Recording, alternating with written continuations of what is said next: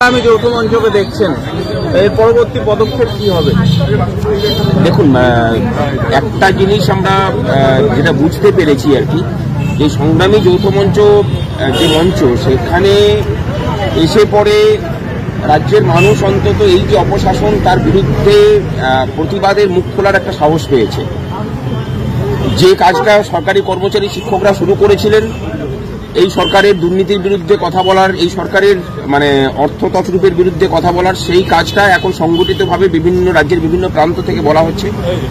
আমাদের আন্দোলনের সার্থকতা হচ্ছে এখানটাতেই। আর কোচবিহারে আসার কারণ হচ্ছে যে সামনে আমাদের বড় কর্মসূচি আছে, সামনে লোকসভা ভোট। তার আগে আমরা চাইছি যে সরকার কারো সেটা ধরতে, যাতে করে এই রাজ্যের ছেলেমেয়েরা অন্তত সরকারি যে শূন্য পদ আছে, সেই শূন্য পদের সংখ্যাটা একটা দুটো নয়, অন্তত 6 লক্ষের বেশি, সেখানে যাতে স্বচ্ছতার সাথে স্থায়ী নিয়োগের সুযোগ পায়। অস্থায়ী কর্মচারীদের বিষয়ে যেন একটা বেঁচে থাকার মতো পরিকাঠামো অন্তত এই রাজ্যে তৈরি করা যায়।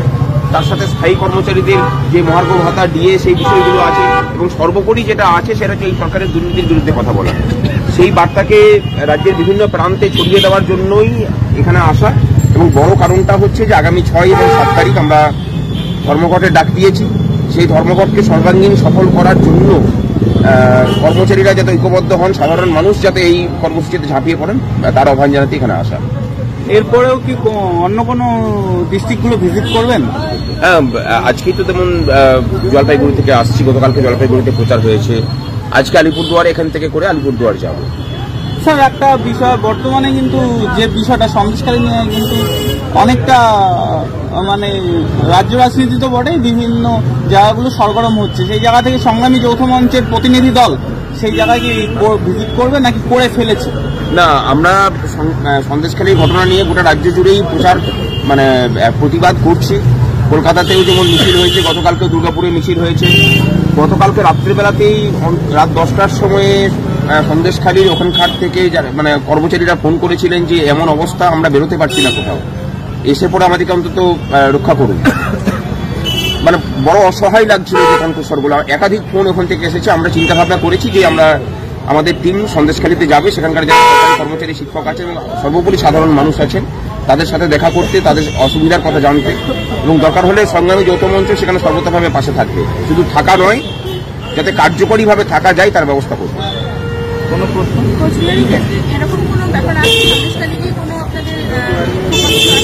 সেটা কোচবিহার ইউনিট ঠিক করবে। আমরা বলবো যে শুধু সন্দেশখালীর ঘটনাটাকেই সন্দেশখালী একটা প্রতীক হিসেবে দেখুন। সন্দেশখালীর ঘটনা কিন্তু সন্দেশখালীর মধ্যে সীমাবদ্ধ নয়, এ কথাটা আমরা বলে যাচ্ছি, দায়িত্ব নিয়েই বলছি। আমরা সমস্তটাই জানি, গোটা রাজ্য জুড়ে এরকম সন্দেশখালীর মতো জায়গা টুকরো টুকরো জায়গাতে হয়ে আছে। এই রাজ্যের মুখ্যমন্ত্রী নিজে একজন নারী হয়ে নারীদের সম্মান যাতে না থাকে, নারীদের নিরাপত্তা যাতে না থাকে, তার দায়িত্বটা উনি 2012 সাল থেকেই নিয়েছেন। যখন কামদুনির ঘটনা ঘটেছিল, পার্কস্ট্রিটের ঘটনা ঘটেছিল, সেই ঘটনাগুলোকে লঘু করে দেখিয়ে এই রাজ্যে ধর্ষণের মতো ঘটনা ঘটলে তার নথিভুক্ত হয় না, যারা সেই ঘটনার সাথে জড়িত থাকেন তাদের বিরুদ্ধে সাজার ব্যবস্থা হয় না। এই করে করে যে অবস্থাটা তৈরি করেছেন, বর্তমানে আমাদের মা বোনদের নিরাপত্তার একটা বড় প্রশ্নচিহ্নের মুখে এই পশ্চিমবঙ্গে দাঁড়িয়েছে। সন্দেশখালী তার একটা উদাহরণ মাত্র। সন্দেশখালীর ঘটনা কিন্তু গোটা রাজ্য জুড়েই ছড়িয়ে আছে। আরেকটা কোশ্চেন জিজ্ঞেস করা ছিল, শুধু সন্দেশখালী না, কোচবিহারে আমরা দেখেছি যে দিনহাটা, আমরা যখন প্রত্যন্ত গ্রামে এই বিষয়টা নিয়ে যখন আমরা নাড়াচাড়া করি, তখন কোচবিহারের দিনহাটাতেও এ ধরনের ঘটনা ঘটেছে। এবং একটা ইম্পর্টেন্ট জিনিস, উচ্চ মাধ্যমিক ক্যান্ডিডেটকেও নাকি বলা হয়েছে এর সাথে যুক্ত হওয়ার জন্য, যেটা ভিজিট করে জানা গেছে। সেই জায়গা থেকে কোচবিহার আজকে এসেছেন, কিভাবে দেখছেন, কি বলবেন? আইনের শাসন না থাকলে পরে যেটা হয়, এটা হচ্ছে তার প্রতিষ্ঠিত উদাহরণ। এক একটা জায়গায় এক একজন মাফিয়ার রাজত্ব চলছে। কোচবিহারও তার ব্যতিক্রম নয়। কোচবিহারে যিনি মন্ত্রী আছেন এখানকার, আমি তার কারোর নাম করছি না, গোটা রাজ্য তাকে মাফিয়া বলেই জানে আর কি। তার মধ্যে মনুষ্যত্বের কোনো মান এবং হুঁশ আছে বলে আমরা মনে করি না। সময় সমাসন্ন, এদের পতন আসন্ন। সামনে লোকসভা ভোট আসছে, মানুষ বুঝিয়ে দেবে। এবং সংগ্রামী যৌথ মঞ্চ যেখানে যে কাজটা করতে চলেছে, আমরা একদম ঠিকঠাক করে লেগেছি। পঞ্চায়েত ভোটের সময় করেছিলাম। গোটা রাজ্য জুড়ে একটা মানুষের ভোটও যাতে কোনো রাজনৈতিক দল, আমি কোনো রাজনৈতিক দল বলছি, সেটা শাসক বিরোধী যেই হোক না কেন, যাতে চুরি করতে না পারে, এই ব্যবস্থার দায়িত্ব, তার জন্য যা কিছু পরিকাঠামো তৈরি করা, সেটা সংগ্রামী যৌথ মঞ্চের নেতৃত্বে এই রাজ্যের শিক্ষক কর্মচারীরা করবে।